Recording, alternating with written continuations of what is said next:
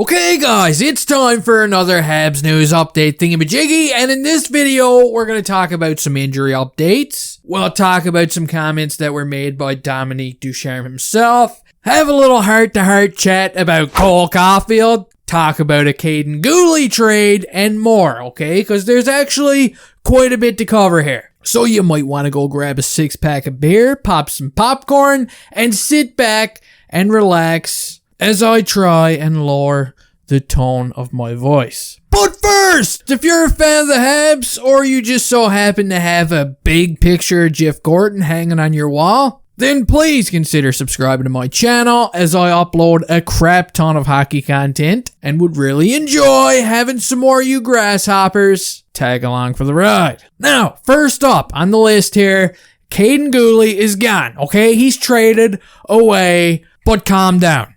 Montreal still owns him, guys. Jeez. It's just a baby trade, alright? He's now a member of the Edmonton Oil Kings. Whoa!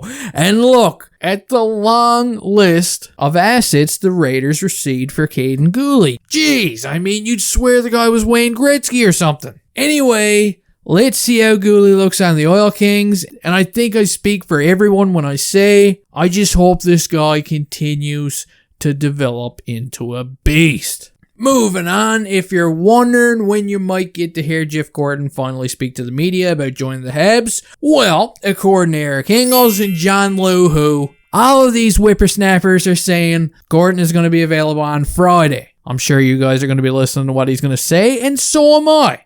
I'm going to be all ears. I wonder what direction he plans on going in. Is he going to rebuild or retool? Alright, on to some Shea Weber stuff. As some of you may have heard, Shea Weber has been around the team over the past couple of days in Montreal. Apparently, he's in town because he was visiting some doctors. Now, it is unclear whether he's actually going to be able to meet the new sheriff in town in Gorton.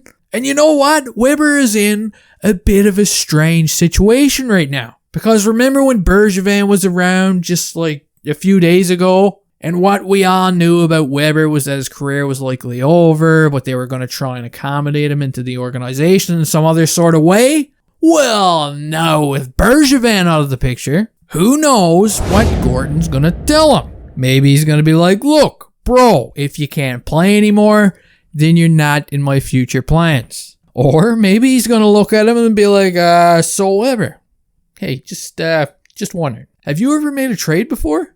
No? Have you ever played NHL 22 on Dynasty mode? Just kidding, but who knows what's in the future for Shea Weber nowadays. Moving on now, I've got some injury updates. Eric Engels would tweet yesterday that Joelle Edmondson, who's got a back injury, saw doctors last night and took a therapy day. He's going to be evaluated further, and another update on his status will be provided in the coming days. Holy shit!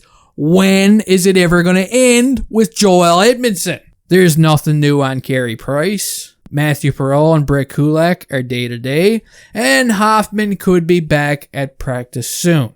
Now, Arpon Basu would indicate that with some of these players possibly returning very soon, such as Perreault, Wideman, Kulak, and friends, that Cole Caufield may get pushed further down the bench. In fact, so far down the bench that he might just fall off the bench and find himself on a bus going back to Laval.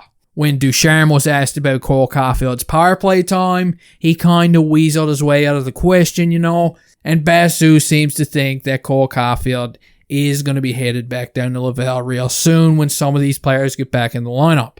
Basu would also say that getting away from this shit show may just be the best thing for Caufield anyway right now. And yeah, not gonna lie, it definitely does seem that way.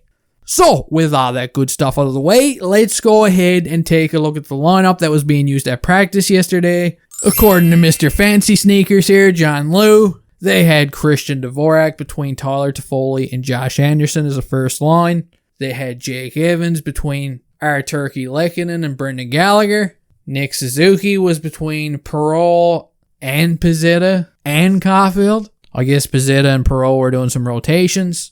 And the fourth line was Ryan Poehling between Drouin and Armia. I'm not gonna lie, these lines look like shit, okay? That's just me, but they're kind of weird.